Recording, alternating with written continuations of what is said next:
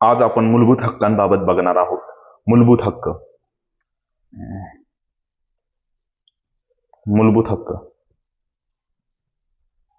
हे कशात आहेत? हे भाग 3 मध्ये आहेत. पण मूलभूत हक्क सर्वात पहिले आले कुठून? तर प्रथम सर्वात फर्स्ट हे राजा जॉन या इंग्लंडच्या राजाने, या ब्रिटनच्या राजाने 1215ला जनतेसाठी मॅग्ना कार्टा म्हणून ना हक्क आणलेले काही. त्यामुळेच आपण भाग 3 ला मॅग्ना कार्टा पण म्हणतो. म्हणजे त्यांनी मूलभूत हक्क हे मॅग्ना कार्टा नावाने आणलेले. आणि दुसरे म्हणजे अमेरिकेने त्यांच्या संविधानात सर्वात प्रथम मूलभूत हक्क आणले. आणि भारताने पण अमेरिकेतूनच मूलभूत हक्क घेतलेली आहेत. प्रेरणा भारताने मूलभूत हक्कांची अमेरिकेतूनच घेतलेली आहे. आणि हे भाग 3 मध्ये आहेत. आणि भाग 3 हा संविधानाचा अविभाज्य भाग आहे. आता मूलभूत हक्क आहे, आपल्या भारताचे मूलभूत हक्क आहेत ना, त्यांना कुठून कुठून प्रेरणा भेटली आहे? एक तर USA मधून प्रेरणा भेटलेली आहे. दुसरं म्हणजे UNO, संयुक्त राष्ट्र संघटना, यांच्या ना मानवी हक्कांचा वैश्विक जाहीरनामा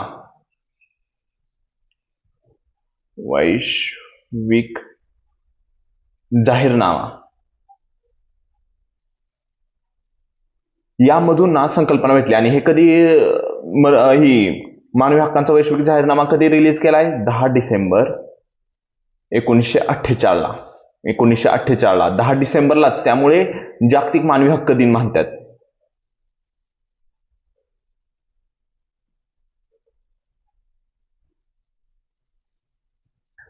जागतिक मानवी हक्क दिन 10 डिसेंबरलाच म्हणतात. का? कारण की UNOनी मानवी हक्क वैश्विक जाहीरनामा 10 डिसेंबर 1948ला दिलता.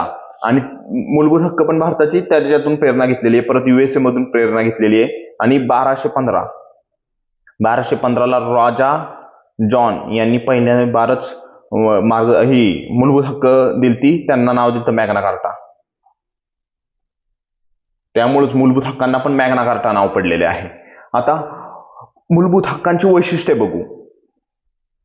FR ची वैशिष्ट्ये बघू. FR म्हणजे फंडामेंटल राईट, आणि त्यांनाच मूलभूत हक्क म्हणतात. FR ची वैशिष्ट्य काय आहेत? ते सर्वांना व्यक्तिगतपणे समान पातळीवर उपलब्ध आहेत.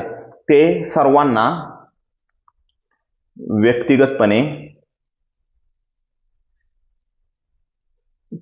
व्यक्तिगतपणे समान पातळीवर उपलब्ध आहेत. सोबतच ते शासनाला मनमानी कारभाराविरुद्ध जनतेला संरक्षण देतात. सरकारच्या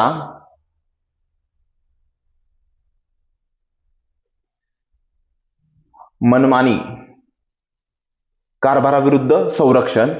अजून एक म्हणजे FR हे शासनाविरुद्ध किंवा शासकीय पदाधिकारी आणि काही खाजगी लोकांविरुद्ध आपल्याला भेटतात. म्हणजे शासनाविरुद्ध पण भेटतात, शासकीय पदाधिकाऱ्यांविरुद्ध पण भेटतात, आणि काही प्रमाणात खाजगी व्यक्तींविरुद्ध भेटतात. सर्व मूलभूत हक्क हे खाजगी विरोधात नसतात, काहीच असतात. परत मूलभूत हक्क हे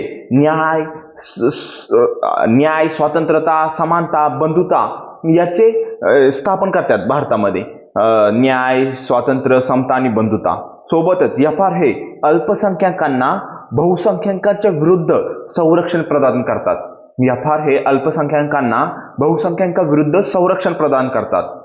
सोबत FR हे व्यक्तीचे राज्य, माणसांचे राज्य, कायद्याचे राज्य प्रस्थापित करतात. हे लक्षात ठेवा. कायद्याचे राज्य प्रस्थापित करतात कोण? FR. मूलभूत हक्क हे कायद्याचे राज्य प्रस्थापित करतात. सोबत हे राजकीय लोकशाही पण प्रस्थापित करतात. हे सगळे त्यांची वैशिष्ट्य आहेत.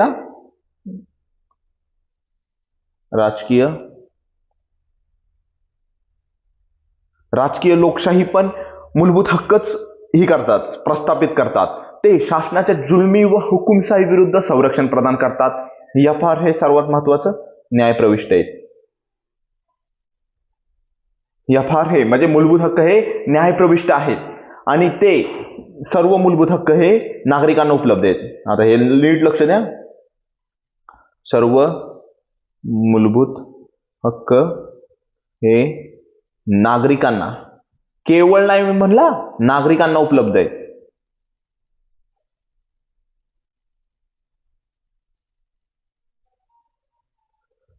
हे सर्व मूलभूत हक्क हे नागरिकांना उपलब्ध आहेत आणि त्याचे काही केवळ म्हणजे केवळ भारतीयांना, नागरिकांना उपलब्ध आहेत. आणि ते कोणते आहेत? 15 म्हणजे कलम 15, कलम 16, कलम 29, कलम 19 आणि कलम 30. हे बघा एवढे आहेत ना, हे केवळ नागरिकांना उपलब्ध आहेत. बाकीचे मूलभूत हक्क सगळ्यांना उपलब्ध आहेत, म्हणजे नागरिकांना, परत परकीयांना देखील. आणि हे केवळ नागरिकांना म्हणजे भारताच्या लोकांना 15, 16, 29, 19, 30 आणि काही परकीयांना पण उपलब्ध आहेत, म्हणजे बाहेरच्या देशांना पण उपलब्ध आहेत. तर आपण आता पुढे बघू. सोबतच हे लक्षात ठेवा, एफआर हे काही प्रमाणात सकारात्मक आहेत, तर काही प्रमाणात नकारात्मक आहेत. म्हणजे ते सकारात्मक पण आहेत आणि नकारात्मक पण आहेत. पण तुम्ही असं म्हणू शकत नाहीत की ते फक्त सकारात्मक आहेत किंवा ते फक्त नकारात्मक आहेत. जसं मूलभूत तत्वे, मार्गदर्शक तत्वे ही सकारात्मक आहेत, तशी हे पूर्णपणे सकारात्मक पण नाहीत आणि पूर्णपणे नकारात्मक पण नाहीयेत. दोन्ही प्रमाणात आहेत ते. सोबतच हे अमर्यादित देखील नाहीयेत, म्हणजे ह्यांच्यात मर्यादा लावू शकतात.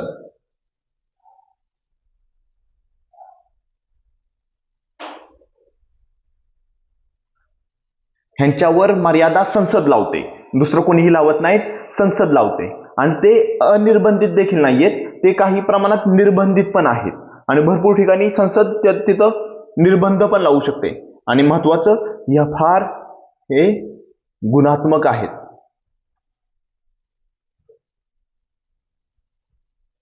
एफआर हे अमर्यादित नाहीत, एफआर हे अनिर्बंधित नाहीत, ते मर्यादित आहेत. म्हणजे कुठे जिथे जिथे गरज आहे तिथे तिथे राज्य संस्था मर्यादा लावू शकते, तेथे तेथे निर्बंध देखील लावू शकते.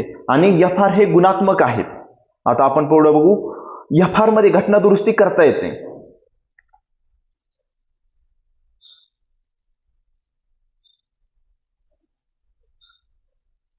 घटना दुरुस्ती करता येते, पण ती कशी पाहिजे? ती विशेष बहुमताने पाहिजे, विशेष बहुमत.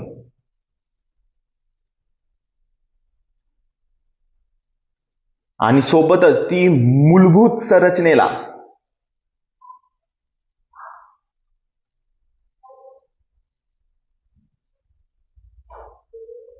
धक्का न पोहोचवणारी पाहिजेत. मूलभूत संरचनेला धक्का नाही पोहोचवला पाहिजे.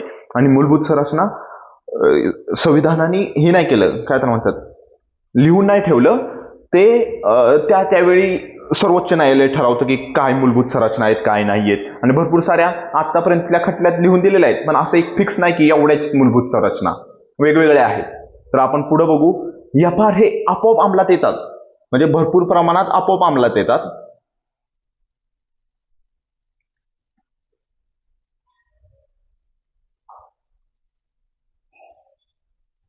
भरपूर प्रमाणात आपोआप अंमलात येतात.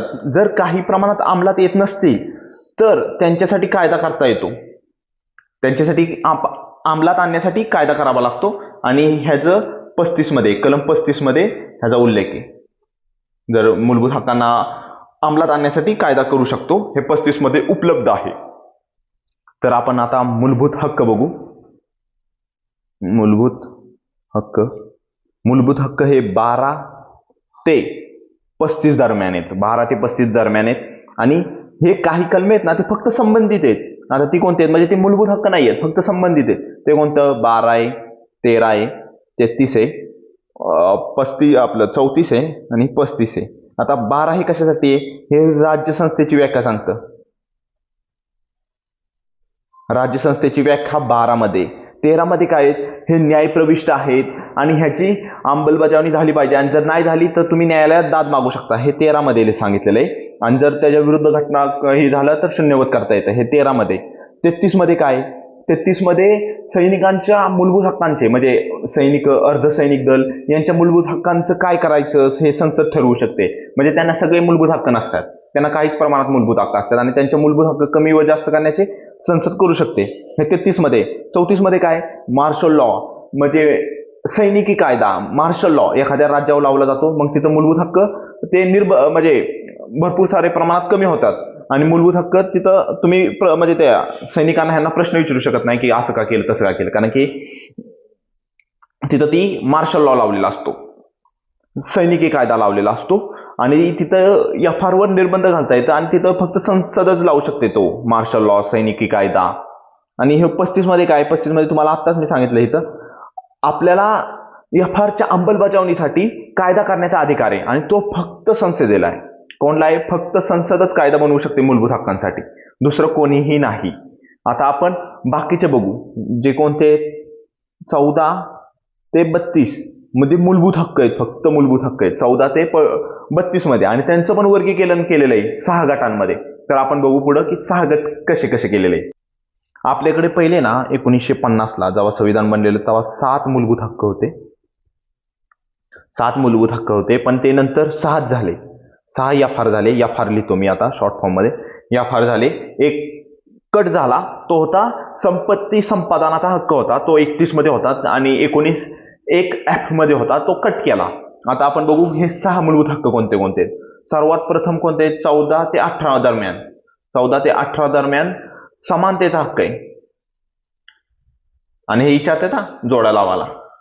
14 ते 18 मध्ये समानतेचा हक्क. 19 ते 22 दरम्यान, 19 ते 22 दरम्यान स्वातंत्र्याचा हक्क. 19 ते 22 दरम्यान स्वातंत्र्याचा हक्क. 23 ते 24 म्हणजे दोनच आहेत, 23-24 दरम्यान शोषणाविरुद्ध हक्क आहे, शोषणाविरुद्ध हक्क. चौथ्यामध्ये 25 ते 28 दरम्यान धर्माविषयक स्वातंत्र्य आहे, धर्म स्वातंत्र्याबाबत आहे,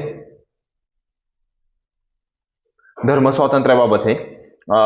पाचवं आहे 29 ते 30 दरम्यान आहे सांस्कृतिक व शैक्षणिक हक्क.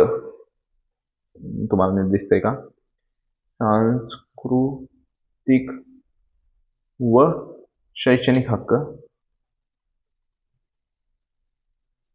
सांस्कृतिक व शैक्षणिक हक्क 29-30 मध्ये. आणि 32 हे घटनात्मक उपाययोजनांसाठी हक्क आहे,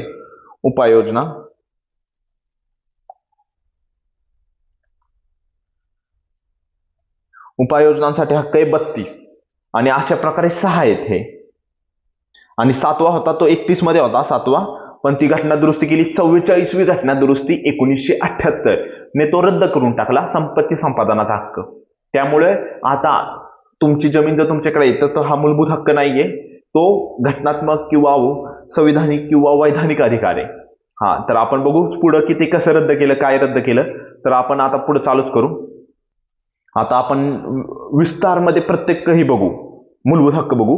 तर पहिले 12 कलम म्हणजे 12 ते 35 आहे, 12 ते 35 दरम्यान आहेत मूलभूत हक्क. तर 12 काय, 12 हे राज्य, 12 मध्ये राज्यसंस्थाची व्याख्या आहे. आता राज्यसंस्थेच्या व्याख्येमध्ये काय काय, भारताचे शासन व संसद म्हणजेच कार्यकारी व कायदेविषयक अंग आहेत ह्याची, म्हणजे भारताचं संसद हे ह्याच्यात येतं, भारताचे शासन व संसद ह्याच्यात येते. घटक राज्याचे शासन व विधिमंडळ हे पण ह्याच्यात येतं राज्यसंस्थेच्या व्याख्येत. परत स्थानिक प्राधिकारी म्हणजे नगरपालिका, पंचायते, जिल्हा मंडळे, न्यास, परत मायनिंग सेटलमेंट बोर्ड म्हणजे जेवढे काय असतात ना ते स्थानिक प्राधिकारी ह्याच्यात येतात सर्व. हे भारताच्या राज्यभूमीतील व भारताच्या सरकाराच्या नियंत्रणाखाली इतर प्राधिकारी पण ह्याच्यात येतात. कलम 12 राज्यसंस्थेच्या व्याख्येमध्ये येतात.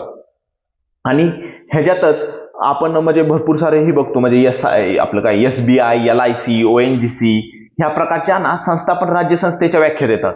हे सर्वोच्च न्यायालयाने निर्णय दिलेला आहे. आणि एक महत्वाचं, अशा कोणत्या आहेत की जे ह्याच्यात येत नाही, राज्यसंस्थेच्या व्याख्येत येत नाही, ते BCCI म्हणजे जे आपण क्रिकेट बघतो ना T20 हे, ते BCCI, NCERT बघा किती फेमस आहेत हे, तरी पण राज्यसंस्थेच्या ह्या खाली नाही आहेत. UNO, परत सहकारी संस्था, खाजगी कंपन्या ह्या राज्यसंस्थेच्या व्याख्येखाली येत नाहीत. आणि एक प्रश्न येतो की न्यायालय आहेत का नाहीत, न्यायालय देखील राज्यसंस्थेच्या व्याख्येत येत नाहीत. न्यायालये देखील राज्यसंस्थेच्या व्याख्येत येत नाहीत. आता आपण बघू कलम 13. कलम 13 तुम्हाला मी पहिलं पण सांगितलेलं, कलम 13 जर तुमचे मूलभूत हक्क अंमलात येत नसतील तर तुम्ही कोर्टात त्याची अपील करू शकता. त्याच्यासाठीच आहे 13.1 मध्ये 13.1 मध्ये न्यायिक पुनर्विलोकनाची तरतूद आहे.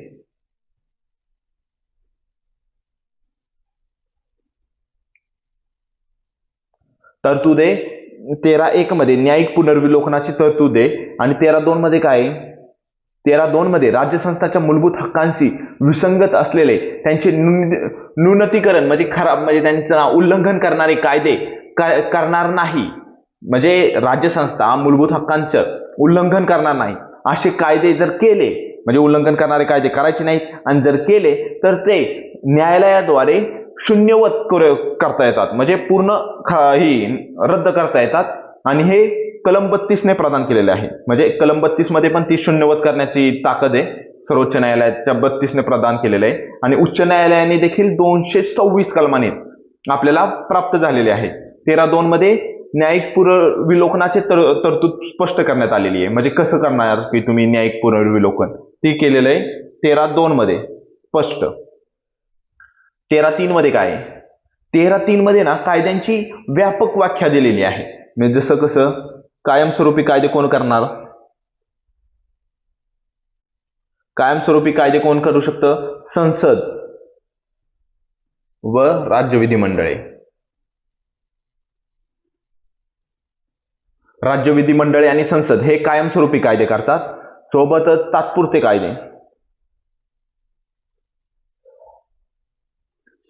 कायदे कोण करतं? राष्ट्रपती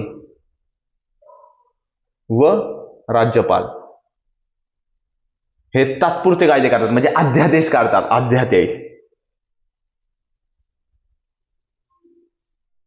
अध्यादेश काढतात. आणि वैधानिक कार्यकारी अधिनियम कोण काढतात?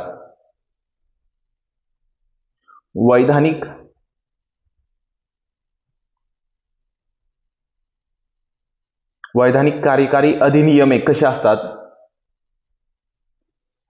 वैधानिक कार्यकारी अधिनियम कसे असतात? ते आदेश, नियम, अधिसूचना यांद्वारे असतात. आणि कायद्याचे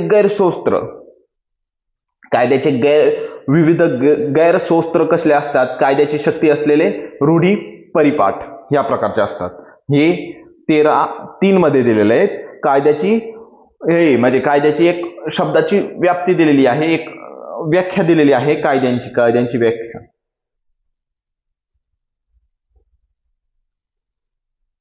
कायद्यांची व्याख्या 13.3 मध्ये दिलेली आहे.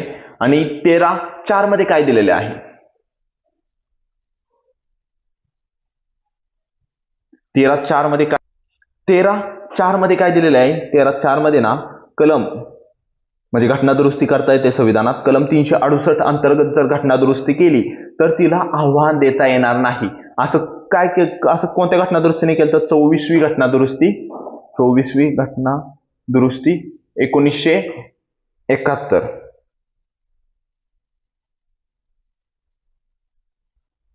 पण ती बदलली कधी? ती बदलली केशवानंद भारती खटल्यामध्ये. म्हणजे केशवानंद भारती खटला झाला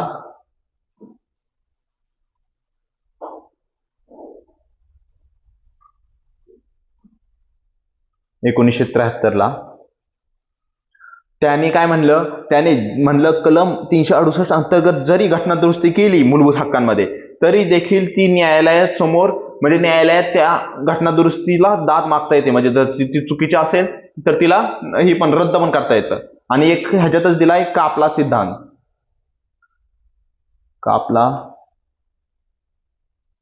आणि ह्याच्यात काय?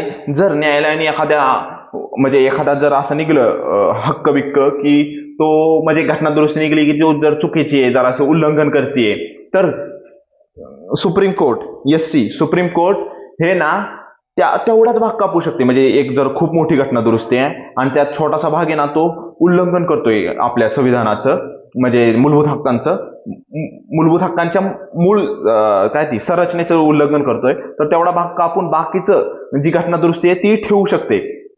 कोण? सुप्रीम कोर्ट, सर्वोच्च न्यायालय, ते त्यांच्या मतावर आहे. तर आपण बघू आता इथून पुढे सगळं मूलभूत हक्क चालू होणार आहेत. कोणते कोणते मूलभूत हक्क आहेत ते चालू होणार आहेत. आता आपण पहिलं म्हणजे 14 ते 18 हे समानतेचा हक्क आहे. आता आपण 14 स्टार्ट करणार आहे. आता आपण बघू 14 मध्ये काय सांगितलेलं आहे. 14 मध्ये कायद्यासमोर समानता सांगितलेली आहे. म्हणजे काय? राज्यसंस्था. आता राज्यसंस्थाची व्याख्या कशात आहे? 12 मध्ये. म्हणजे त्या सगळ्यांसाठी ही कलम 14 लागू आहे. राज्यसंस्था म्हणजे जे पण येत आहे त्यांच्यासाठी. राज्यसंस्था कोणत्याही व्यक्तीस कायद्यासमोर समानता, काय म्हणतोय मी?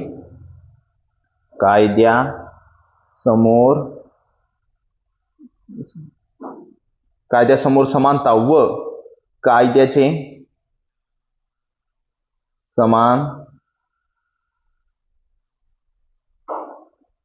समान संरक्षण नाकारणार नाहीत. राज्यसंस्था कोणत्याही व्यक्तीस कायद्यासमोर समानता व कायद्याचे समान संरक्षण नाकारणार नाही. आणि कायद्यासमोर समानता हे कुठून घेतलेले आहे? हे ब्रिटनकडून. आणि हे नकारात्मक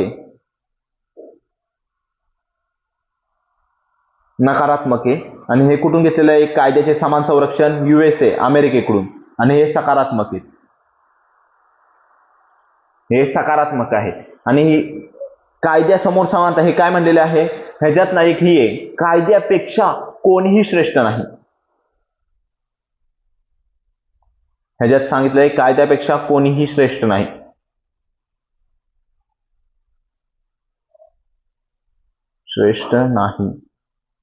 पण ह्याच्यात थोडं वेगळं दिलेलं आहे.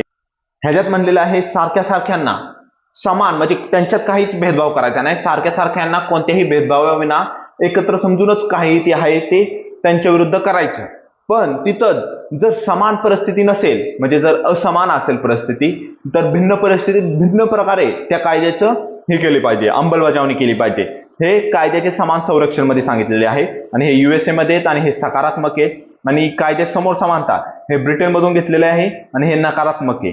आणि ह्याच्यात काय सांगितलंय? कायद्यापुढे कोणीही श्रेष्ठ नाही. ह्याच प्रकारे ह्या दोघांचा म्हणजे डिफरन्स आहे एवढा. आणि हे काय सांगतं? 14 द्वारे, कलम 14 द्वारे राज्यसंस्था कोणत्याही व्यक्तीचे कायद्यासमोर समानता व कायद्याचे समान संरक्षण नाकारणार नाही. कलम 15 मध्ये काय? भेदभावास मनाई.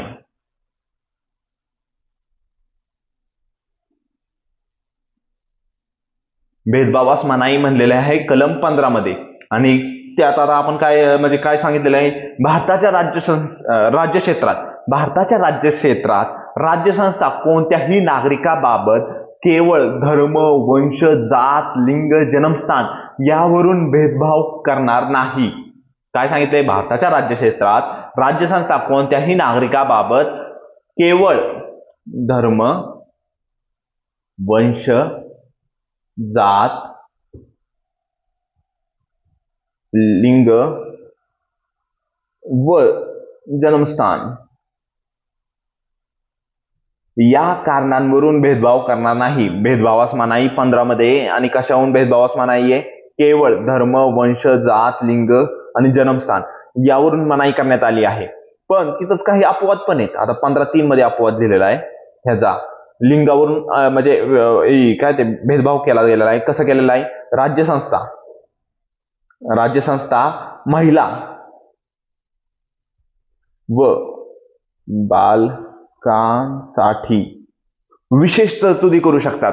म्हणजे राज्यसंस्था महिला व बालकांसाठी विशेष तरतुदी करू शकतात. आता इथं तर लिंग मध्ये भेदभाव झाला तरी पण का? कारण की महिलांना आपल्या समान आणण्यासाठी हा भेदभाव केला जातो. त्यामुळे 15(3) मध्ये हा अपवाद आहे. आपलं कलम 15 मध्ये 15(3) हा अपवाद आहे. अजून पण अपवाद आहेत. 15(4) हा अपवाद कसा केला? म्हणजे पहिल्या घटना दुरुस्तीने आणलेला आहे. पहिली घटना दुरुस्ती 1951 ही काय आणलेला आहे? 15(4) हा अपवाद आणलेला आहे. आणि ह्याच्यात काही अनुसूचित जाती, अनुसूचित जमाती व मागासवर्गांसाठी राज्यसंस्था विशेष तरतूद करू शकते. म्हणजे SC, ST व OBC साठी विशेष तरतूद राज्यसंस्था करू शकते 15(4) ने. कारण की ते मागासलेले त्यांना पुढे आणण्यासाठी, आपल्यासोबत आणण्यासाठी हा भेदभाव केला जातो. परत 15.5 मध्ये 15.5 हे कशाने जोडले? 93वी घटना दुरुस्ती, 93वी घटना दुरुस्तीने जोडलेले आहे.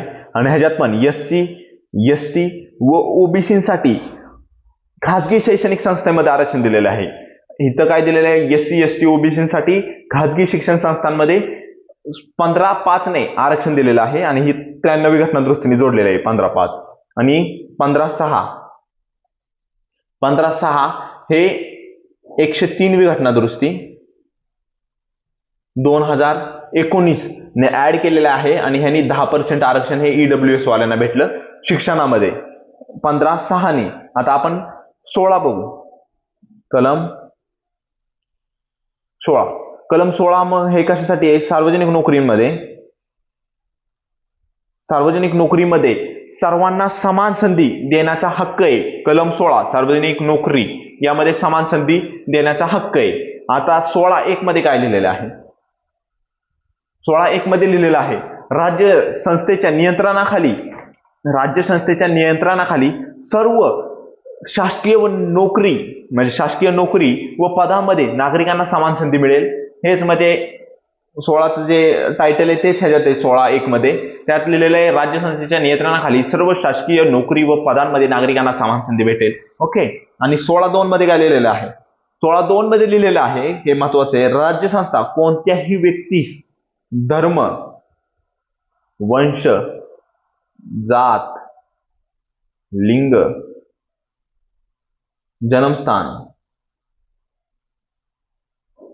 जन्मस्थान सोबत, आता हे मागच्या ह्याच्यात हे होतं, हा भेदभाव लिहून ठेवलेला, कशात भेदभाव करणार नाही 15 मध्ये. पण आता ह्याच्यात काय ऍड झालं? कुळ व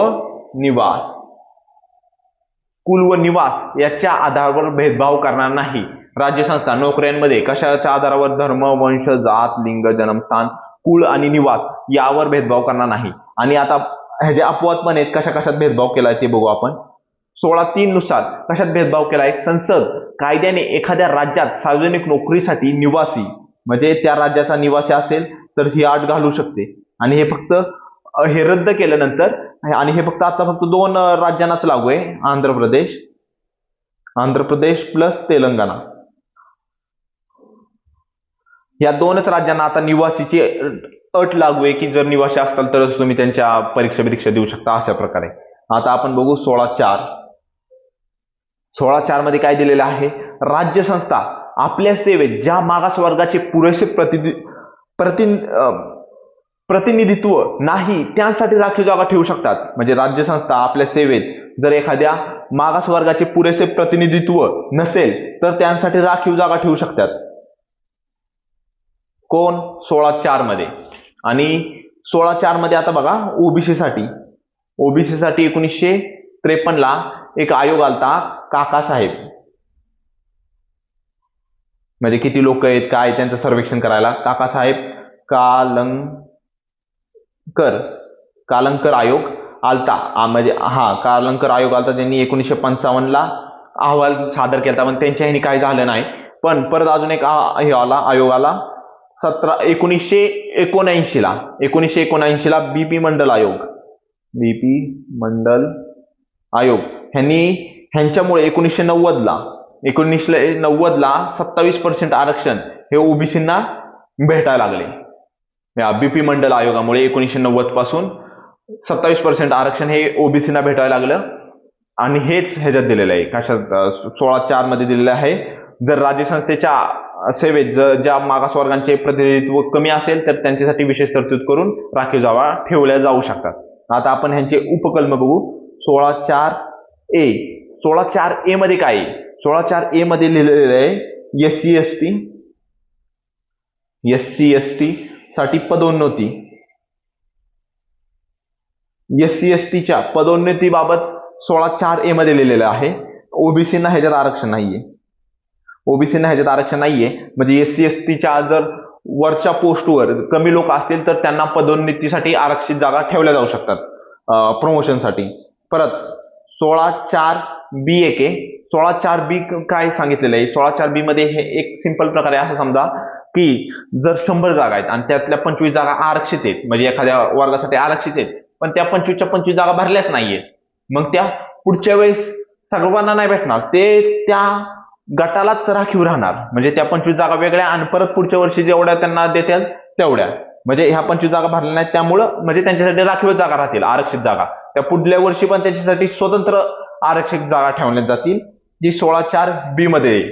आता आपण 16(5) बघू. 16(5) मध्ये काय आहे, म्हणजे जर बघा आता एखाद्या धार्मिक संस्था आहे, स्थळ आहे, त्यामध्ये जर एखाद्या माणसाला नोकरीत ठेवायचं आहे तर तो त्याच धर्माचा व्यक्ती पाहिजे, कुठल्या पण धर्माचा पाहिजे नाही. जर हिंदूंचं मंदिर असेल तर हिंदूच लोक तिथं एक कारभार करण्यासाठी म्हणजे कामासाठी ठेवले जातील. हे 16(5) मध्ये 16(5) मध्ये. आता 16(6) मध्ये काय आहे, 16(6) मध्ये EWS साठी 10% आरक्षण. कशात? नोकऱ्यांमध्ये 10% आरक्षण हे आर्थिक मागासलेल्या वर्गाला भेटतं. आणि हे केलंय 103वी घटना दुरुस्ती 2019 ने. हे 16. आता आपण 17 बघू. त्याच्यात आहे अस्पृश्यतेचा अंत. कलम 17 आणि 18 सोपं आहे. अस्पृश्यतेचा अंत.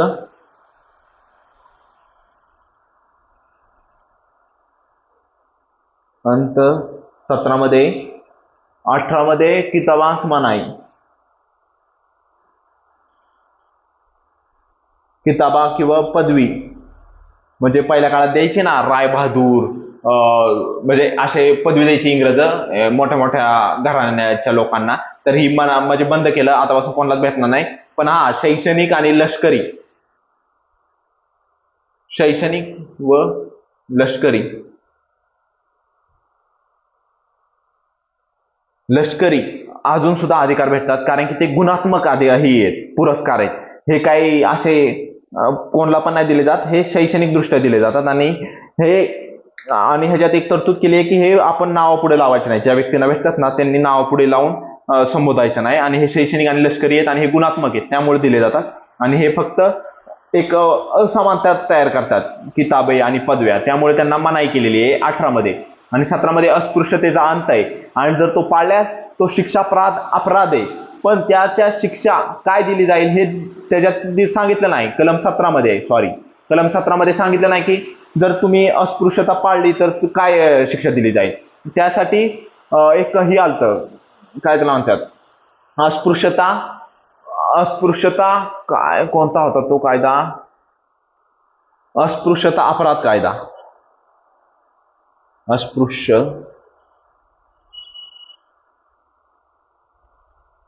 अस्पृश्यता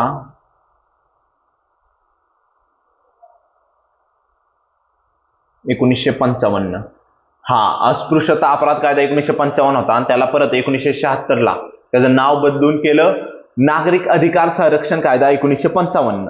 नागरिक संहिता कायदा, नागरिक अधिकार संरक्षण कायदा 1955. 1976 ला हे नाव बदलून केलं. आणि एक हे पण केला, काय त्याला म्हणतात, त्यांच्यासाठी हे केलं अत्याचार विरुद्ध, म्हणजे हे फक्त संरक्षण देत होतं, सांगत होतं, पण त्याच्यात आता मग शिक्षा काय द्यायच्या, त्यासाठी एक कायदा केला. तो होता SC/ST अत्याचार निवारण कायदा 1979. SC व ST अत्याचार निवारण कायदा 1989 हा संमत केला. SC/ST अत्याचार निवारण कायदा 1989. जर कोणी अत्याचार केला तर त्यांच्यावर एक कडक कारवाई करण्यासाठी.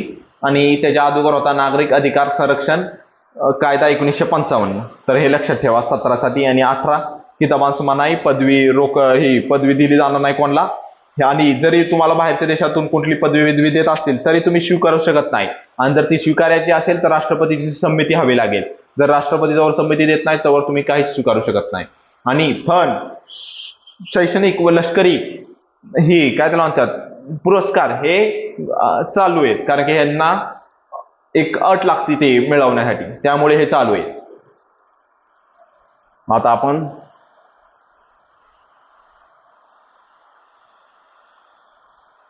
स्वातंत्र्याचा कायदा बघू. स्वातंत्र्याचा हक्क, स्वातंत्र्याचा काय म्हणतोय, स्वातंत्र्याचा हक्क हा आहे 19 ते 22, 19 ते 22 दरम्यान आहे स्वातंत्र्याचा हक्क. आणि 19 मध्ये असे अजून हक्क आहेत भरपूर सारे कलमांमध्ये, 19च्या उपकलमांमध्ये हक्क आहेत ते. आणि त्याच्या ए मध्ये 19(1)(a). आता ह्याच्यासोबतच 19(1)(19)(1) लक्षात ठेवा, मी फक्त ABCD लिहीन पुढं. 19(1)(a) मध्ये कोणता हक्क आहे, भाषण व अभिव्यक्तीचे स्वातंत्र्य यासाठी हक्क आहे. भाषण व अभिव्यक्ती याचे स्वातंत्र्य 19(1)(a) मध्ये. 19(1)(b) मध्ये, 19(1)(b) मध्ये काय, शांतता व निशस्त्र, बिनाशस्त्र, शांतता व बिनाशस्त्र किंवा निशस्त्र एकत्र जमणे. एकत्र जमणे कसे, शांतताने आणि निशस्त्रताने. ABC. 19(1)(c) मध्ये काय, एकत्र जमल्यावर संघटना व सहकार्य, म्हणजे एक ट्रिक आहे ती तुम्हाला नंतर सांगेन. 19(1)(c) मध्ये काय, संघटना आणि सहकारी संस्था स्थापन करणे. स्थापन. 19(1)(c) झाल्यावर 19(1)(d) मध्ये काय, 19(1)(d) मध्ये भारतभर फिरण्याचे स्वातंत्र्य. 19(1)(d) मध्ये भारतभर फिरण्याचे स्वातंत्र्य. 19(1)(e) मध्ये भारतभर वास्तव्याचे स्वातंत्र्य. म्हणजे 19(1)(d) मध्ये जर फिरण्याचे स्वातंत्र्य आहे तर त्या खालोखालच भारतभर वास्तव्य म्हणजे राहण्याचे, कायमस्वरूपी राहण्याचे स्वातंत्र्य आहे 19(1)(e) मध्ये. 19(1)(f) मध्ये संपत्ती संपादनाचा हक्क आहे रद्द करण्याबाबत, संपत्ती संपादनाचा हक्क. आणि तो रद्द कसा केला, 44वी घटना दुरुस्ती 1978 ने रद्द केला संपत्ती संपादनाचा हक्क. 19(1)(f) हा रद्द झालेला आहे 44वी घटना दुरुस्ती 1978 नी. आणि पण तो पहिला होता 19(1)(d) मध्ये व्यवसाय व धंदा करण्याचे स्वातंत्र्य आहे, व्यवसाय व धंदा करण्याचे स्वातंत्र्य. आणि आता 19(1)(a) मध्ये, 19(1)(a) मध्ये 19(2) नी कोणते अपवाद आहेत, 19(2) नी अपवाद आहेत सार्वभौम एकात्मता व सार्वभौम व एकात्मता याचे उल्लंघन झाले नाही पाहिजे. 19(1)(2) मध्ये काय आहे, सार्वभौम व एकात्मता याचे उल्लंघन नाही झाले पाहिजे. आणि हे कशाने आणलेले आहे, 16वी घटना दुरुस्ती. घटना दुरुस्ती 1963 ने काय आणलेले आहे, सार्वभौम व एकात्मता याचे उल्लंघन झाले नाही पाहिजे भाषण व अभिव्यक्ती स्वातंत्र्यामध्ये. सार्वजनिक सुव्यवस्था खराब झाली नाही पाहिजे. राष्ट्राची सुरक्षा व परराष्ट्र मैत्री संबंध, परराष्ट्राचे मैत्री संबंध व राष्ट्राची सुरक्षा ही खराब नाही झाली पाहिजे. सभ्यता व नैतिकता याचे पालन केले पाहिजे, सभ्यता व नैतिकताचे पालन केले पाहिजे. आणि न्यायालयाचा अवमान करू नये, लक्षात ठेवा न्यायालयाचा अवमान करू नये. आता 19(1)(b) मध्ये एकत्र जमण्याचे व निशस्त्र एकत्र जमण्याचे व शांततेने एकत्र जमण्याचे स्वातंत्र्य. त्यात काय, सार्वभौम म्हणजे त्याच्यात पण अपवाद आहेत 19(1)(3) मध्ये. 19(1)(3) मध्ये अपवाद आहेत, सार्वभौम व एकात्मता याचे उल्लंघन करू नये, याचे उल्लंघन करू नये. सार्वजनिक सुव्यवस्थेने वर समस्या तयार नाही झाली पाहिजे. सार्वजनिक सुव्यवस्था म्हणजे रस्ता बिस्ता ब्लॉक करू नये, प्रॉब्लेम करू नये भरपूर साऱ्या ठिकाणी. सार्वजनिक सुव्यवस्थेमध्ये समस्या तयार नाही झाल्या पाहिजेत. आता 19(1)(c) मध्ये काय, 19(1)(c) मध्ये सहकारी संघटना व ह्या स्थापन करण्याचे स्वातंत्र्य आहे. ह्याच्यात सदस्य व्हायचे न व्हायचे स्वातंत्र्य पण आहे. म्हणजे जर तुम्हाला नसेल व्हायचं तर नका व्हायचं असलं तर व्हा. सोबतच स्थापना करण्याचा हक्क आहे, स्थापना करण्याचा हक्क आहे, पण ती मंजुरी म्हणजे मान्यता मिळवण्याचा हक्क नाहीये. म्हणजे मान्यता देईल नाही देईल हे सरकारचा प्रश्न आहे, न्यायालयाचा प्रश्न आहे. पण स्थापना करण्याचा हक्क आहे, अनुमती मान्यता मिळवण्याचा हक्क नाहीये. आता 19(1)(d) मध्ये भारतभर तुम्ही फिरू शकता, बिंदास फिरू शकता, पण त्याच्या काही अपवाद पण आहेत. ते कोणते, फिरताना सार्वजनिक हित जोपासणे, म्हणजे सार्वजनिक प्रॉपर्टी राहायला काही नुकसान करू नये, सार्वजनिक हित जोपासणे. आणि सोबतच अनुसूचित जमाती म्हणजे आदिवासींच्या ठिकाणी जायचे नाही, त्यांना प्रॉब्लेम करायचे नाही, म्हणजे आदिवासी जमातींचे संरक्षण. हे 19(1)(f) मध्ये, आपल्या 19(5) मध्ये कशासाठी, 19(d) चं स्वातंत्र्य. 19(1)(d) चे अपवाद आहे 19(5) मध्ये. 19(1)(e) मध्ये काय, 19(1)(e) मध्ये भारतभर निवासाचे स्वातंत्र्य आहे. आणि त्याच्यात पण काय अपवाद आहेत, ते सेम ह्याच्यासारखेच अपवाद आहेत. सार्वजनिक हित जोपासणे आणि अनुसूचित जमातींचे संरक्षण करणे, म्हणजे त्यांच्या तिथं जाऊन नाही राहायचं, ते आपलं घरी तुला इकडे तिकडे राहायचं तर आपण अनुसूचित जमातींच्या इथं जाऊन राहायचं नाही, कारण की ते आदिवासी असतात. आपण जर त्यांना जास्त सहवास त्यांच्यासोबत सहवास केला तर प्रॉब्लेम होऊ शकतात, आपले आजार त्यांना होऊ शकतात आणि त्यांच्याकडे भरपूर सारे मेडिसिन नसतात जे आपल्याकडे आहेत. त्यामुळे हे असे नियम बनवण्यात आले आहेत. 19(1) ऍक्ट हा काय आहे? हा संपत्ती संपादनाचा हक्क आहे, पण तो रद्द झालाय, तर त्याच्या काय अपवाद फायदा नाही. पण 19(1) व्यापार व धंदा करण्याचा हक्क आहे, पण तो व्यापारासाठी काही मर्यादा असतील त्या पूर्ण केल्या पाहिजेत. जर त्या न करता तुम्ही कोणताही धंदा चालू करू शकत नाही. जसं मेडिकल, हे त्यासाठी एक सर्टिफिकेट लागतं, तुमचा कोर्स पूर्ण पाहिजे तरच तुम्ही ती मेडिकल टाकू शकता. अशा प्रकारचे विविध हे असतात, मर्यादा असतात, त्याला अपवाद आहेत. पण तुम्ही व्यापार व धंदा करण्याचे स्वातंत्र्य आहे. जर तुम्ही ते मर्यादा पूर्ण करत असाल तर तुम्ही ते बिनधास्त करू शकता. आता आपण बघू कलम 20. कलम 20 मध्ये काय? अपराधा व दोष सिद्धंतीबाबत संरक्षण आहे. अपराधाबाबत व दोष सिद्धांतीबाबत संरक्षण कलम 20 मध्ये. आणि आपण त्यात बघू, जर आता 20(1) मध्ये महत्वाचं आहे. 20(1) मध्ये काय सांगितलेलं आहे? कायद्याचे उल्लंघन झाल्यावरच दोषी मानायचे. काय सांगितलंय? कायद्याचे उल्लंघन झाल्यावरच दोषी मानायचे, कलम 20(1) मध्ये सांगितलेले आहे.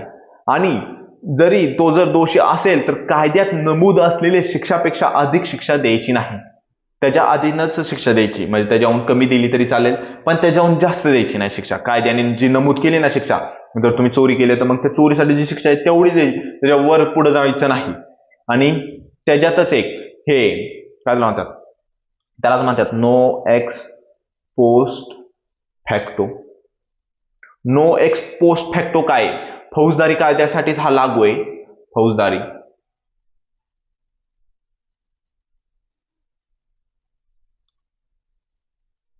फौजदारी कायद्यांसाठीच लागू आहे. ह्याचा अर्थ असा असतो की जर ती म्हणजे नो एक्स पोस्ट फॅक्टो कायदा असा आहे की जर आज जी त्या काय त्याला म्हणतात त्या चुकीसाठी शिक्षा आहे ती द्यायची, त्याच्याहून जास्त म्हणजे आता उद्या वेगळी शिक्षा निघाली तर ती उद्याची शिक्षा आजच्या म्हणजे कालच्या चुकीला द्यायची नाही. कालच्या चुकीला काल ज्या दिवशी चुकी झाली आहे त्या दिवशी जो कानून आहे तोच शिक्षा द्यायची.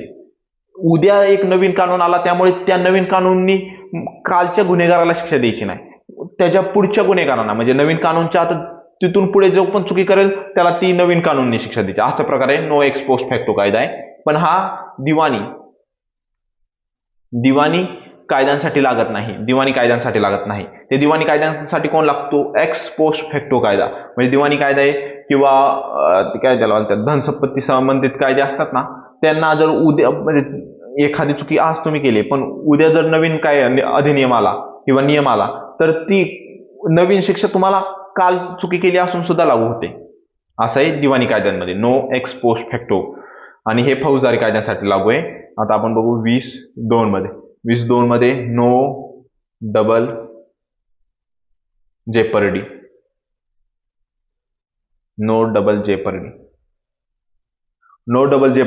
आता ह्याच्यात काय, एका व्यक्तीसाठी एका गुन्ह्यासाठी एकदाच खटला चालवला जाणार, म्हणजे त्याच्याहून एक पेक्षा जास्त वेळा चालवायचा नाही. नो डबल जेपर्डी हेच आहे. एका व्यक्तीवर एका गुन्ह्यासाठी एकदाच खटला चालवायचा, त्याच्याहून जास्त वेळा चालवायचा नाही. आणि हे फक्त कुठे? न्यायाधिकरणे आणि न्यायालयातच लागू आहे. न्यायालयालाच लागू आहेत. हे कशासाठी लागू नाहीत? प्रशासकीय चौकशीसाठी लागू नाहीत. डिपार्टमेंटल काय जे कामं असतील त्यांच्यासाठी किंवा त्या चौकशी दरम्यान हे लागू नाही. नो डबल जेपर्डी हे फक्त न्यायालय आणि न्यायाधिकरणे यांच्यासाठीच लागू आहे. जर त्यांनी कोणता एखाद्या गुन्ह्याला शिक्षा द्यायची असेल तर त्यांना एकदाच देता येणार, डबल वेळा देता येणार नाही. एकदाच खटला चालवायचा, एकापेक्षा जास्त वेळा चालवायचा नाही. आता 20(3) नो सेल्फ इन्क्रिमिनेशन. नो सेल्फ इन्क्रिमिनेशन म्हणजे स्वतःविरुद्ध साक्ष देणे सक्ती करायची नाही. स्वतःविरुद्ध साक्ष देण्याची सक्ती करायची नाही. हा पण फक्त फौजदारी कायद्यासाठीच लागू आहे. No self incrimination. दिवाणी कायद्यांसाठी तुम्हाला सक्ती केली जाऊ शकते, पण ह्यांच्यासाठी नाही केली जाऊ शकणार. कोणत्या? फौजदारी कायद्यांविरोधात सक्ती नाही केली जाणार स्वतःविरुद्ध साक्ष देण्याची. आणि ती ना लिखित स्वरूपात देण्यासाठी करू शकत ना मौखिक स्वरूपात. पण तुम्ही जर ते एखाद्या अपराधात कोणती वस्तू वापरल्या त्या आणण्याची सक्ती केली जाऊ शकते, म्हणजे ते कुठे आहेत काय दाखवण्याची सक्ती केली जाऊ शकते. आता आपण बघू कलम 21. कलम 21 मध्ये काय आहे?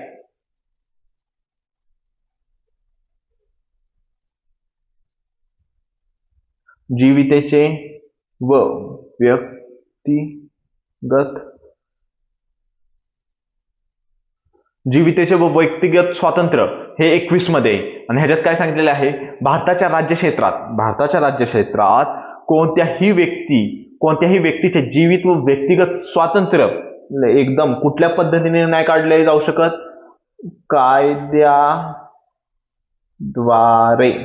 कायद्याद्वारे प्रस्थापित, ना की कायद्याद्वारे योग्य किंवा उचित, कायद्याद्वारे प्रस्थापित. लय महत्वाचं आहे.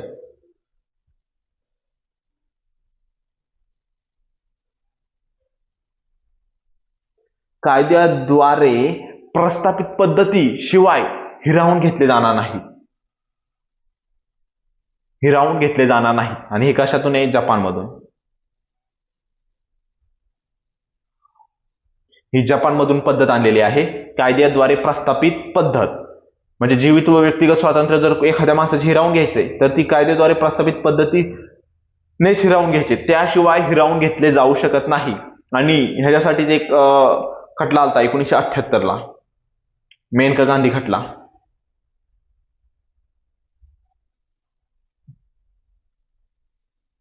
मेनका गांधी खटला होता आणि त्याच्यामध्ये 21चा व्यापक अर्थ लावला. कलम 21चा व्यापक म्हणजे ह्याच्यात भरपूर सारे स्वातंत्र्य भेटले, व्यापक अर्थ लागला. आणि ह्याच्यात सांगितलं कायद्याने योग्य पद्धत. आता इथं कसं आहे, कायद्याद्वारे प्रस्थापित पद्धत आहे, हे जपानमधून आहे, तर कायद्याद्वारे योग्य पद्धत किंवा कायद्याने उचित पद्धत ही अमेरिकेची आहे आणि ही कायद्याद्वारे प्रस्थापित पद्धत ही जपानची आहे. ह्याच्यात सांगितलेलं आहे की कायद्याने योग्य पद्धतीनेच आता हिरावून घेतले जाणार, पण ते काय लागू झाले नाही. 44व्या घटना दुरुस्तीने ते केलं, पण ते काय लागू झालं नाही. अजून सुद्धा कायद्याद्वारे प्रस्थापित पद्धतीशिवायच ह्याच पद्धतीचा वापर केला जातो, कायद्याद्वारे प्रस्थापित पद्धतीचा, कलम 21 मध्ये. आणि भरपूर सारे खटले झालेले आहेत ह्याच्यात, तर तुम्ही ते पण बघू शकता. आपण बघू कलम 21A मध्ये शिक्षणाचा हक्क आहे. शिक्षणाचा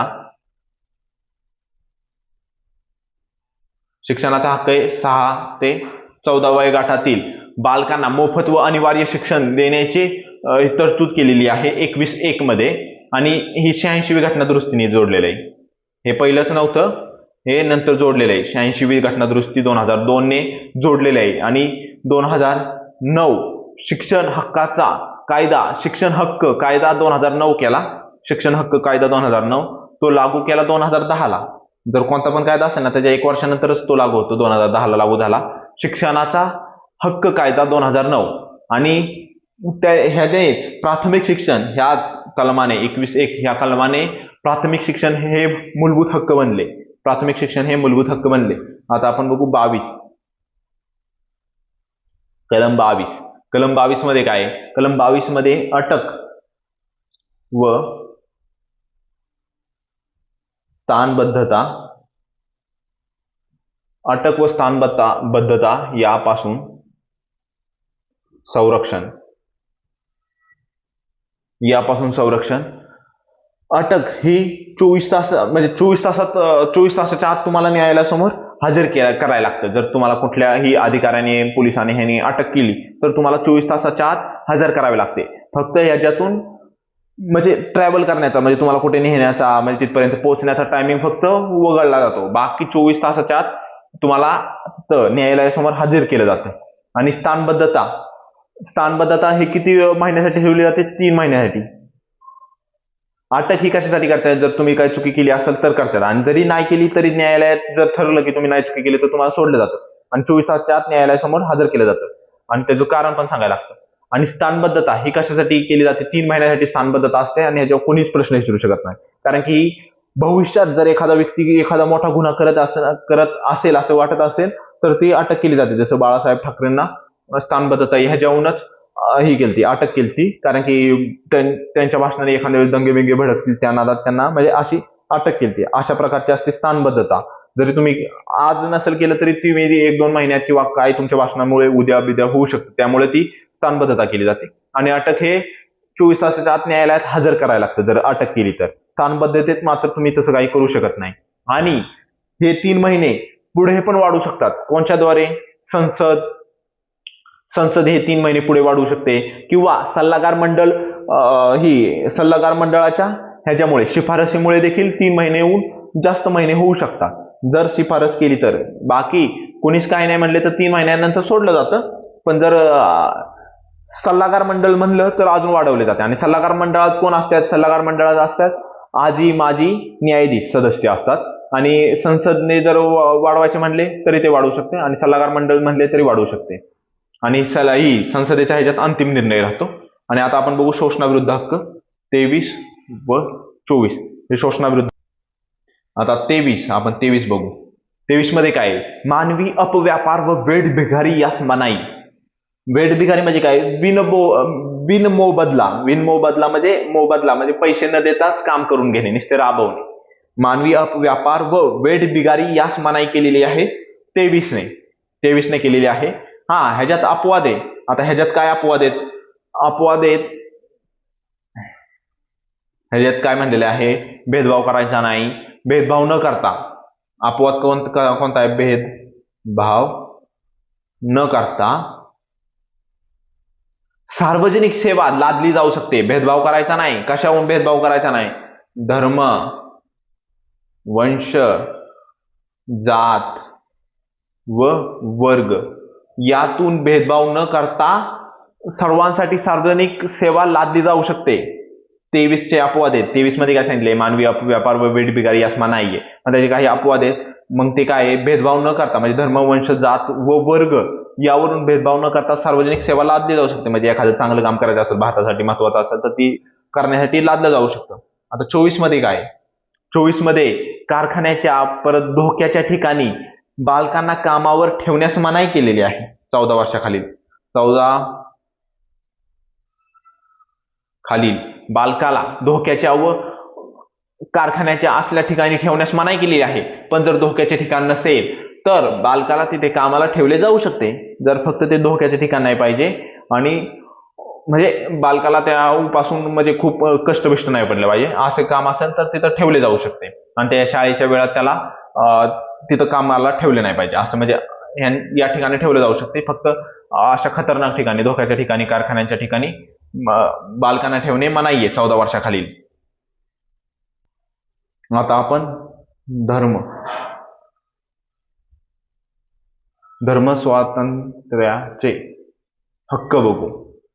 धर्म स्वातंत्र्याचे हक्क कशात आहेत? 25 ते 28 दरम्यान आहेत. आता कलम 25 मध्ये काय? कलम 25 मध्ये भारताच्या राज्यक्षेत्रात सर्व व्यक्तींना धर्माचे आचरण, प्रचार, पालन व प्रसार करण्याचा हक्क आहे आणि ते सर्वांना सारख्या प्रमाणात उपलब्ध आहे. 25 मध्ये सांगितलेलं आहे भारताच्या राज्यक्षेत्रात सर्व व्यक्तींना धर्माचे आचार, प्रचार, पालन व प्रसार हक्क सर्वांना सारख्या प्रमाणात उपलब्ध आहेत 25 मध्ये. आणि 26 मध्ये काय? कलम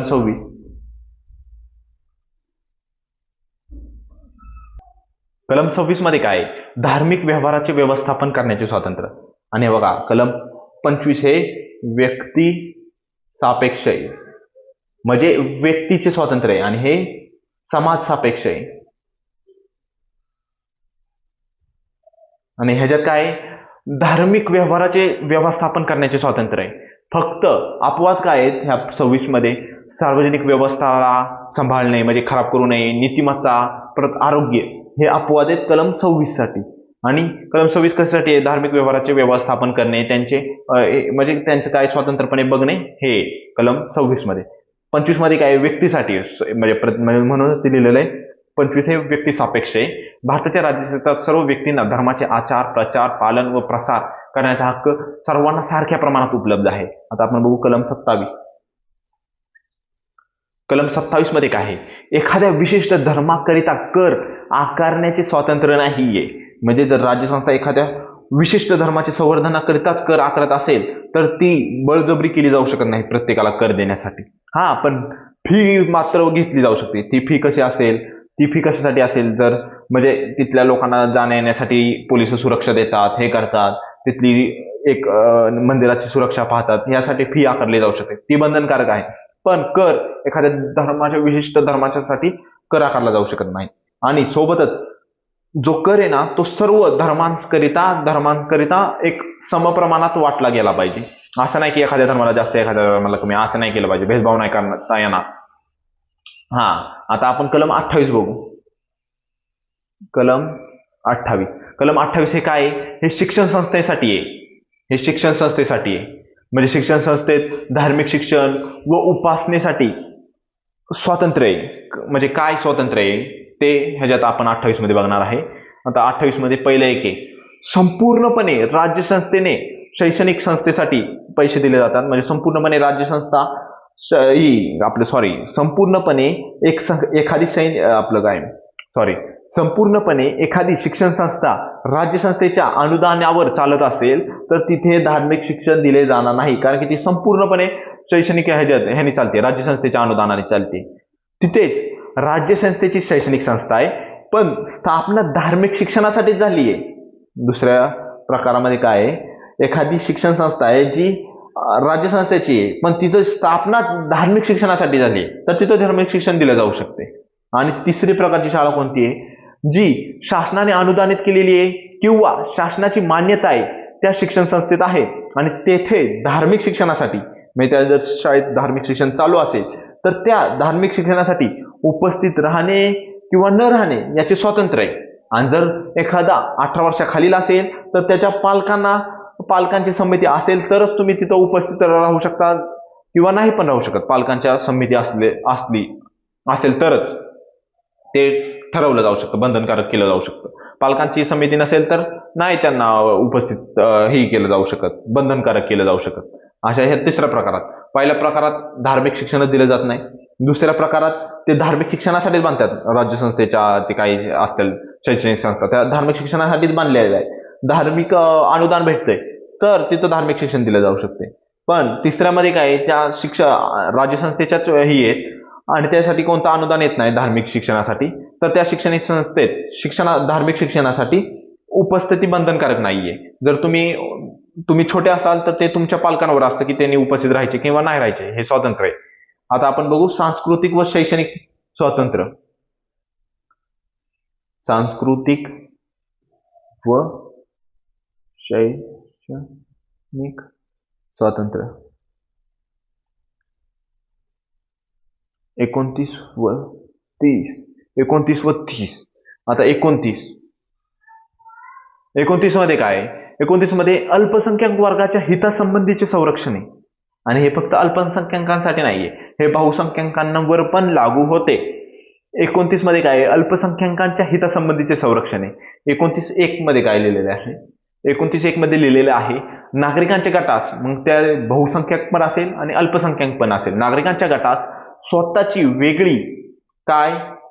वेगळी भाषा, लिपी व संस्कृती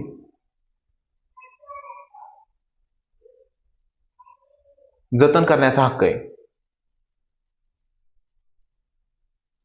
29.1 मध्ये काय, एखाद्या नागरिकांच्या गटात स्वतःची वेगळी भाषा, लिपी व संस्कृती जतन करण्याचा हक्क आहे 29.1 मध्ये. 29.2 मध्ये काय, 29.2 मध्ये ज्या शैक्षणिक संस्था आहेत, 29.2 मध्ये शैक्षणिक संस्थांमध्ये 29.2 मध्ये शैक्षणिक संस्थांमध्ये धर्म, वंश, जात व भाषा या आधारांवरून प्रवेश नाकारला नाही जाणार.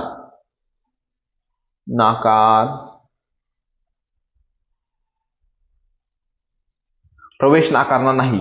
29.2 मध्ये शैक्षणिक संस्था धर्म, वंश, जात व भाषा यावरून प्रवेश नाकारणार नाही. 29.1 मध्ये काय, नागरिकांच्या गटास, म्हणजे जे नागरिकांच्या गटास म्हणजे कोण, बहुसंख्याक व अल्पसंख्याक यांच्या गटात स्वतःची वेगळी भाषा, लिपी व संस्कृती, हे प्रश्न विचारतात, भाषा, लिपी आणि संस्कृती याचे जतन करण्याचे स्वातंत्र्य आहे. आणि 29.2 मध्ये काय, शिक्षण संस्थांमध्ये धर्म, वंश, जात व भाषा यावरून प्रवेश नाकारला नाही. कोणतीही शैक्षणिक संस्था धर्म, वंश, जात, भाषा यावरून प्रवेश नाकारणार नाही. आता आपण लास्टचं बघू, लास्टचं नाही पण ह्याच्यातलं सांस्कृतिक व शैक्षणिक संस्था स्वातंत्र्यामधलं लास्टचं 30 मध्ये काय, हे फक्त अल्पसंख्याकांसाठी. 29 हे अल्पसंख्याक तसेच बहुसंख्याकांसाठी पण आहे, पण 30 हे फक्त न फक्त केवळ अल्पसंख्याकांसाठीच आहे. आता आपण बघू ह्याच्यात काय आहे. अल्पसंख्याक वर्गाला, आता अल्पसंख्याक वर्ग कसा काढला जातो, तिथे अल्पसंख्याक येतो धार्मिक व भाषिक या निष्कर्षावरून अल्पसंख्याक गट आहे की नाही ते काढला जातो. अल्पसंख्याक वर्ग काय ह्याच्यासाठी व्याख्या संविधानात दिलेली नाही, हे लक्षात ठेवा. पण ते धार्मिक आणि भाषिक या दोन आधारावरून काढले जातात. आता बघा, अल्पसंख्याक वर्गाला धार्मिक व भाषिक या आधारावर शैक्षणिक संस्था स्थापन करण्याचा व प्रशासन करण्याचा हक्क आहे. ह्याच्यात काय आहे, धार्मिक व भाषिक आधारावर अल्पसंख्याकांना शैक्षणिक संस्था स्थापन करण्याचा व प्रशासन करण्याचा, म्हणजे दोन्हीचा, स्थापनाचा पण आणि प्रशासनाचा पण हक्क आहे. 30(1) मध्ये 30(1) मध्ये काय आहे, 30(1) मध्ये राज्य संस्थांचे निधी वाटप करताना, म्हणजे राज्य संस्था आता भरपूर साऱ्या शिक्षण संस्थांना पैसे वाटणार आहे, तसंच समजा राज्य संस्था निधी वाटप करताना अल्पसंख्याकांना वाटप करताना भेदभाव करणार नाही, म्हणजे बाबा अल्पसंख्याकांना कमी दिले जास्त दिले असे करणार नाही. एक समप्रकारात सर्व शिक्षण संस्थांना जशी वागणूक देईल तसंच अल्पसंख्याक शिक्षण संस्थांना पण वागणूक म्हणजे वाटप केली जाईल. राज्य संस्था निधीचे वाटप करताना अल्पसंख्याकांना वाटप करताना भेदभाव करणार नाही, हे लक्षात ठेवा. 30(1) मध्ये आता आपलं लास्टचं 32 हे काय, हक्कांचा हक्क याला म्हणलं जातं. हक्कांचा हक्क याला म्हणलं जातं. सोबतच घटनात्मक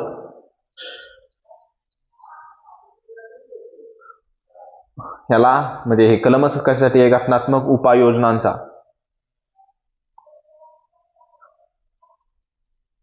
32 हे कशासाठी आहे, घटनात्मक उपाययोजनांचा हक्क आहे. 32 मध्ये प्रारंभिक अधिकार आहे.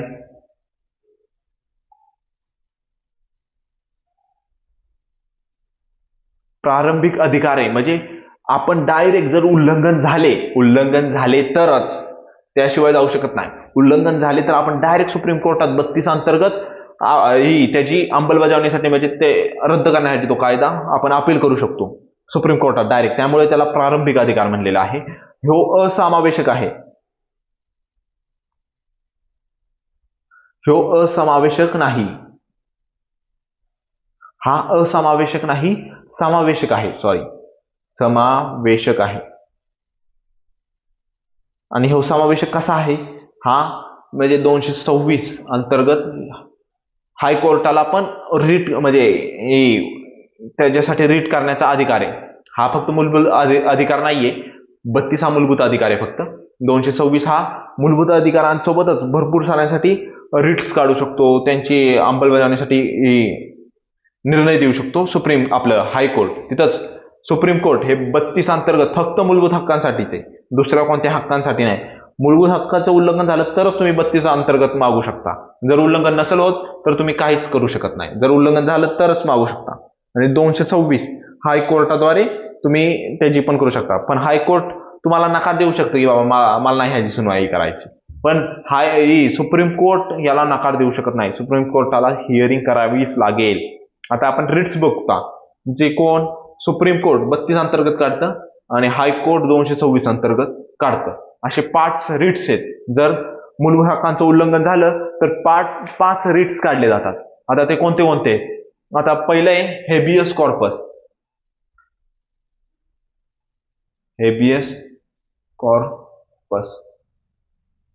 हेबियस कॉर्पस हे कशासाठी आहे? हे जर एखाद्या आरोप खरा आहे की नाही हे बघण्यासाठी आहे. देह उपस्थिती ह्याला म्हणलं जातं. म्हणजे जर तुम्हाला अटक केली तर 24 तासात न्यायालयासमोर हजर करा, हे हेबियस कॉर्पस द्वारे न्यायालय सांगतं. आणि जर तुम्हाला दुसऱ्याने कोणी अटक केली तर तुमचा एखादा मित्रपरिवार पण कोर्टात अपील करू शकतं की बाबा त्याला चुकीच्या पद्धतीने अपील केली. मग न्यायालय ठरवणार त्याला पुढे पण ठेवायचं का नाही अटकेत किंवा सोडून द्यायचं, हे हेबियस कॉर्पस द्वारे. दुसरं आहे मॅन्डामस.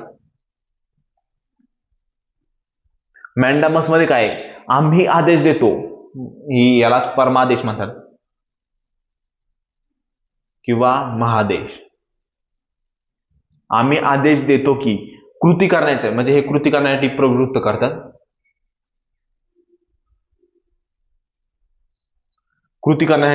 करतात. आम्ही आदेश देतो की, आणि हे कोणत्यासाठी?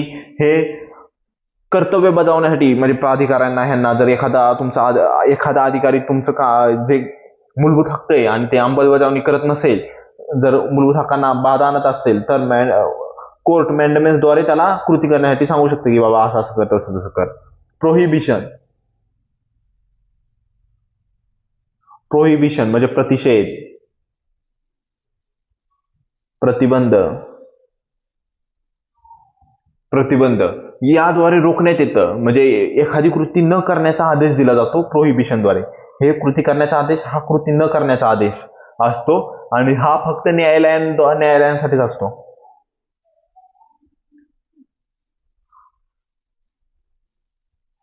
हा फक्त न्यायालयासाठीच असतो.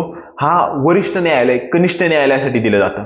आणि न्यायालय काय म्हणतं, तुम्ही कर्तव्य बजावताना अधिकार क्षेत्रात राहूनच कर्तव्य बजावलं पाहिजे, प्रोहिबिशन मध्ये म्हणतं. आणि चौथं आहे सर्शिओराराय.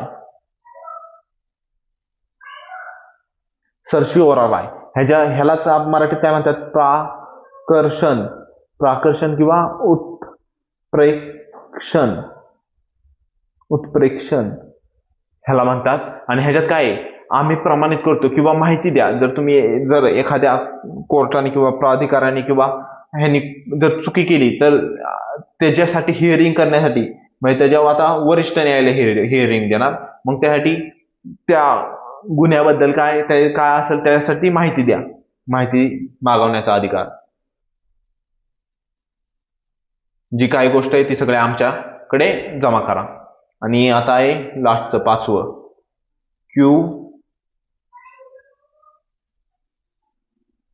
क्यू वॉरंटो, अधिकार पुष्चा.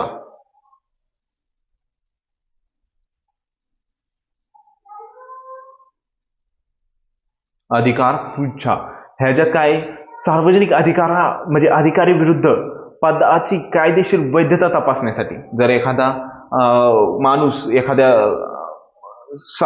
सरकारी पोस्टवर बसलेला आहे आणि जर तो त्या पदाच्या लायक नसेल किंवा तो काही चुकीचे कार्य करून बसलेला आहे, म्हणजे काहीतरी फसवून बिसून बसलेला आहे, तो त्या पदाच्या वैध नाहीये, तर कोर्ट त्याला अधिकार पुच्छा या अधिकाराद्वारे त्या अधिकाराला पदवाची कायदेशीर वैधता तपासण्यासाठी बोलू शकते. आणि अशा प्रकारे हे मूलभूत हक्क संपले. आणि अशा एकदम शॉर्टमध्ये रिव्हिजन करण्याचा प्रयत्न केलेला आहे.